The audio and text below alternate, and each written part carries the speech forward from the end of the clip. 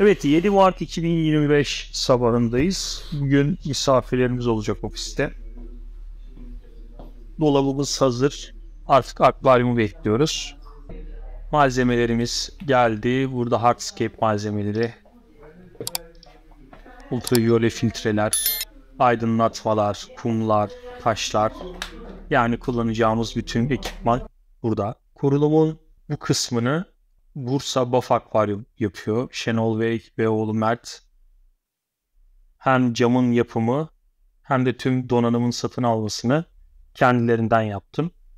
Dış filtreler, ultraviyole filtreler, aydınlatmalar, şu an ekranda gördüğünüz cam tank tamamı Baf Akvaryum tarafından yapıldı. Tabii profesyonel bir destek bizim hobide önemli. Doğru ekipman, kaliteli malzemeyle doğru sonuçlar elde edebiliyoruz.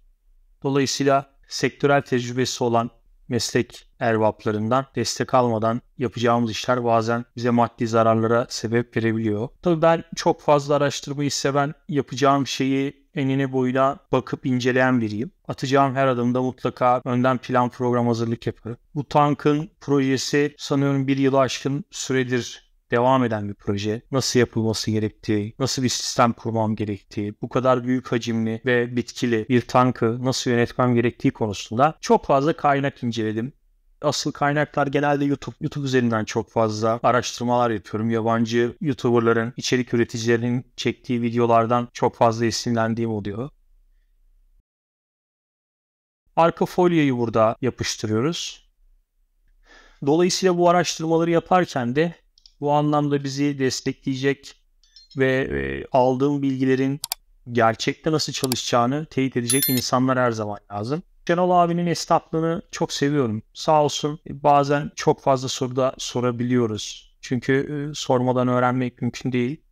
Bu sorulara sabırla cevap verebilecek ve sizi anlamak için çaba gösterecek insan bulmak zor. Ticaretin yanında bir de bu işi gerçekten hakkıyla yapmak için esnaflık boyutunda iyi yapan insanlar lazım. Bu anlamda kendilerine tekrar teşekkür etmem gerekiyor. Ufak ufak artık tank yerine alacağız.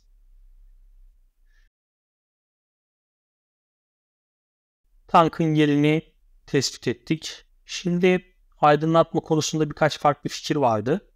Ben bu tankın üstüne bir buhar camı kullanacağım. Çünkü 585 litre ve benim ofisim yaklaşık bu oda bir 15 metrekarelik bir oda. 15 metrekarede çok fazla buharlaşma yaz kış sürekli her durumda beni rahatsız eder. Burada biraz da yüksek ısılı bir tank olacak bu. Başta diskus düşünüyordum ama şu an diskus koymadım tanka. Yine de 26-27 derece sıcaklığa sahip bir tank. Normalde benim bitkili akvaryumlarım 21-22 derecededir. Bu tank biraz daha sıcak su tank olacak. Dolayısıyla buharlaşma daha fazla olacak. Buhar camını istediğim için ayaklar konusunda, yani aydınlatma ayakları konusunda birkaç farklı opsiyon vardı. Şenol Beyler başta akvaryumun arkasına cam çıkıntılar yaparak bu işi çözebileceklerini düşündüler. Ancak uygulamaya geldiğinde o ayakların burada aydınlatmayı taşımayacağını anladık. Dolayısıyla zaten benim ilk fikrim de oydu. Duvara montaj. Şu an çiroz aydınlatmanın ayaklarını akvaryum arkasındaki duvara montaj yapıyor Mert. Mert'in el işçiliği çok güzel. Sağ olsun. Ölçüp biçip çok böyle güzel bir iş yaptı. Ufak bir nazar boncuğu oldu ama oluyor. Onun fotoğrafını bulursam koyarım buraya. Bir sabah geldiğimde bir aklım gitmişti. Ama şükür sorunsuz atlattık.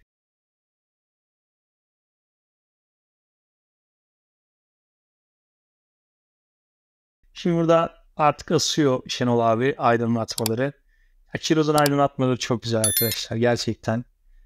Önce Crevcoa kullanmak istedim. Ama bu akvaryum benim için artık ütopik bir noktada olduğu için kıyamadım. Yine Chiros taktım.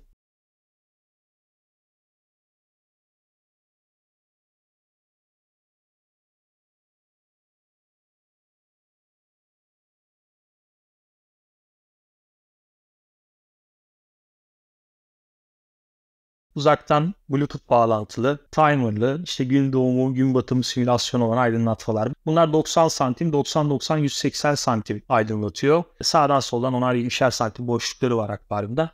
Fazlasıyla yeterli şu anda. Hatta fazla bile geliyor diyebilirim çünkü çok yüksek destekli bitki yok içerisinde.